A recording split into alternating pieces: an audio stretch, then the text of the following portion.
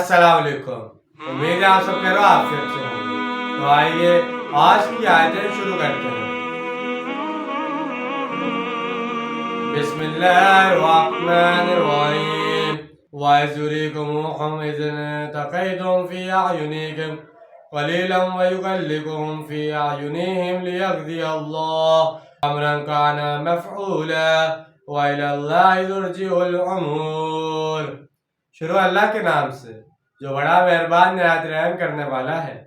और जब तुम आमने सामने हुए तो तुम्हारी नज़रों में इन्हें कुफ़ार को थोड़ा करके दिखाता था और इनकी नज़रों में तुम्हें थोड़ा करके दिखाता था, ताकि अल्लाह पूरा कर दे इस मामले को जो होने वाला ही था। और तमाम मामलात बाला आखिर तो अल्लाह ही की तरफ लौटा दिए जाएंगे। जब दोनों लश्कर मुकाबले के लिए आमने सामने हुए तो अल्लाह ताला ने ऐसी कैफियत पैदा कर दी कि मुसलमानों को भी देखने में कुफ़ार थोड़े लग रहे थे और कुफ़ार को भी मुसलमान देखने में थोड़े नज़र आ रहे थे।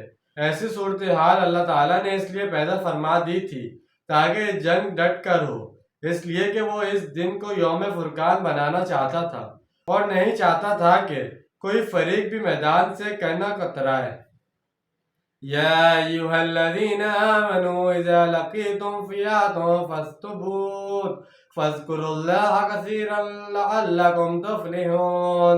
ए ईमान, जब भी तुम्हारा मुकाबला हो किसी गिरोह से तो साबित कदम रहो और अल्लाह का जिक्र करते रहो कसरत के साथ, ताकि तुम फलाह पाओ। ये वो दौर था जब हक और बातिल में मुसल्लह तसादुम शुरू हो चुका था और दीन के गलबे की जिदोजहद आखिरी मरहले में दाखिल हो चुकी थी। गज़वा बदर इस सिलसिले की पहली जंग थी और अभी बहुत सी मजीद जंगें लड़ी जानी थी।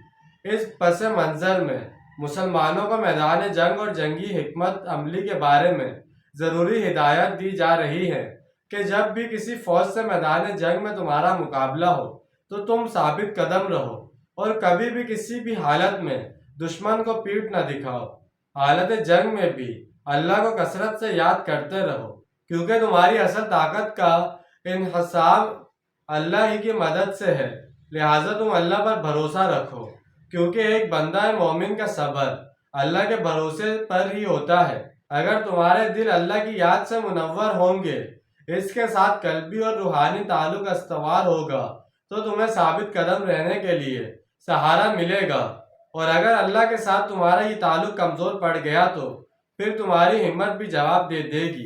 अतिउल्लाह व रसूलहु व ला तनाज़अू फतफ़शलू व तज़हब रिहुकुम वस्बिरू इन्नल्लाह मअस साबिरीन।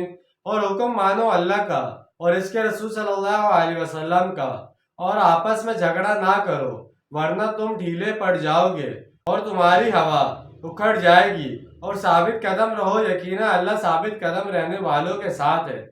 ये तीसरा हुक्म डिसिप्लिन के बारे में है कि जो हुक्म तुम्हें रसूलुल्लाह सल्लल्लाहु अलैहि वसल्लम की तरफ से मिले, इसके दिलो जान से पाबंदी करो। अगरचा यहाँ अल्लाह और इसके रसूल सल्लल्लाहु अलैहि वसल्लम की अताअत की बात है, लेकिन हकीकत में देखा जाए तो अमली तौर पर यह अताअत रसूल सल्लल्लाहु अलैहि वसल्लम ही की थी, क्योंकि जो हुक्म भी आता था वो आप सल्लल्लाहु अलैहि वसल्लम की तरफ से आता था। कुरान भी हज़ूर सल्लल्लाहु अलैहि वसल्लम की ज़बान मुबारक से अदा होता था। और अगर आप सल्लल्लाहु अलैहि वसल्लम अपनी किसी तदबीर से इज्तिहाद के तहत कोई फैसला फरमाते या कोई राय जाहिर फरमाते तो वो भी आप सल्लल्लाहु अलैहि वसल्लम ही की ज़बान मुबारक से अदा होता था। लिहाजा अमलन अल्लाह की अताअत और आप सल्लल्लाहु अलैहि वसल्लम ही की अताअत में मज़मर है।